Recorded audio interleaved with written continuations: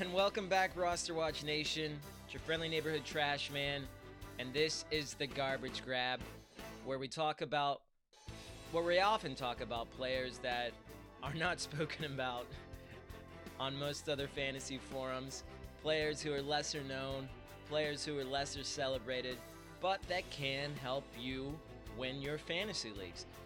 I'm doing this on behalf of RosterWatch.com, where we have all the fantasy information you will ever need to dominate your leagues from the draft throughout the playoffs. Today I'm going to be talking about some of my wrong time, wrong place players who just happen to be in the wrong place at the wrong time. In my last installment, I talked about players who are in the right place at the right time. These are guys who, by really no means of their own, they've either gone to teams where they've become redundant, their position has become redundant, or their skill sets become redundant, or they've stayed on the teams that they've been on, but players have been added that make them redundant, or players are being utilized differently to the point where these guys just don't have the value that they had in the past. So the first player, wrong time, wrong place,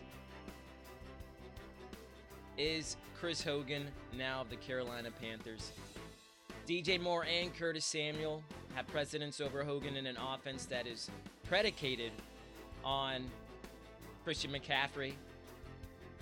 His skill set is redundant, Hogan's is, with DJ Moore around, big play receiver who can get open, and Chris Hogan is a lot older than DJ Moore at this point. The Panthers have never really been able to sustain more than a couple wide receivers for fantasy purposes, at least over the last few years, and I don't expect that to change now.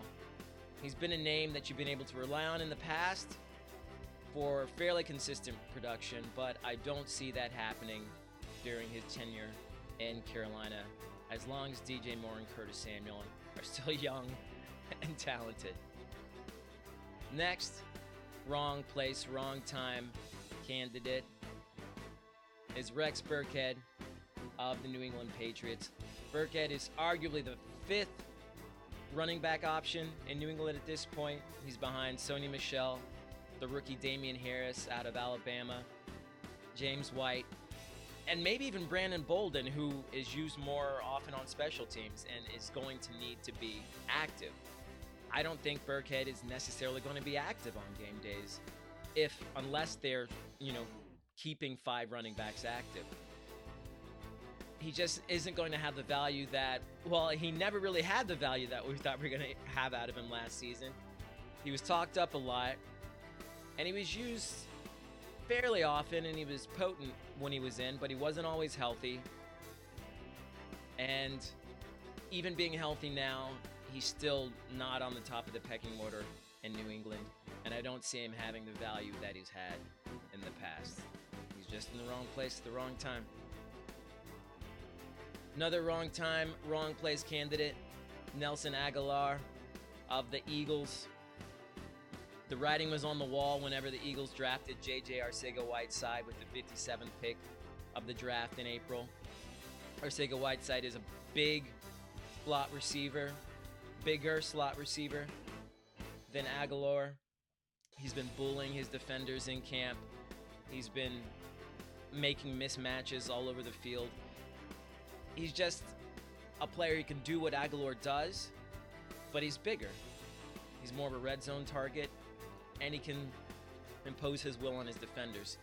For these reasons, I don't think Agholor is going to be the player that we've seen over the past couple seasons where he's had over 1,500 yards over the past 2 seasons and 12 touchdowns. I don't see that happening again. He might not even be an Eagle by the time the season starts. He's going to be owed an $8 million bonus, and I just don't see the Eagles valuing him that much, especially after picking up Arcega-Whiteside when they did. So sorry, Nelson. We were rooting for you the whole time, and I don't know, maybe he picks up somewhere else and does well, and maybe he overtakes Arcega-Whiteside over the course of the preseason if he stays an Eagle, but I don't think it's likely. Up next, wrong place, wrong time.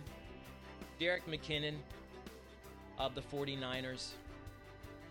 McKinnon is working his way back from an ACL surgery. A surgery that he had way back last September. But him being out as long as he has, the 49ers have added some firepower in the backfield in the form of Tevin Coleman, mainly. Matt Breida is already there still. And then you have Raheem Mostert and Kyle Juszczyk, who are going to be active because of their special teams usage. And Coleman, by all intents and purposes, is going to be the closest thing, in my opinion, to a starter in San Francisco, leaving Matt Breida and McKinnon to fight for scraps behind him. I don't want to say scraps. I think they're going to run the ball quite a bit. But I do think at this point in time, McKinnon is the odd man out in the backfield. I think he's just in the wrong place at the wrong time. There are more talented backs, healthier backs who are available right now and that are going to get a leg up on him during the preseason. But for that reason, I think he's in the wrong place at the wrong time. Up next, Dion Lewis of the Tennessee Titans.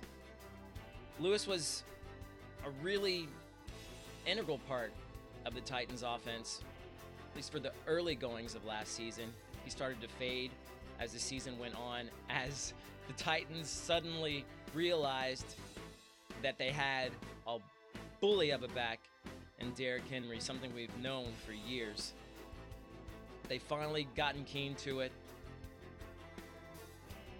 New offensive coordinator Arthur Smith said he intends to ride contract year Derrick Henry this season, meaning that he's not going to ride Dion Lewis unless Henry gets injured. Dion Lewis has been really valuable over the past few seasons, mainly when he was a New England Patriot, but also in stretches as a Titan. I see his usage diminishing more and more this season as Henry becomes really the main focal point of that Titans offense. Last but not least, or maybe least, wrong place, wrong time, is Case Keenum of the Washington Redskins.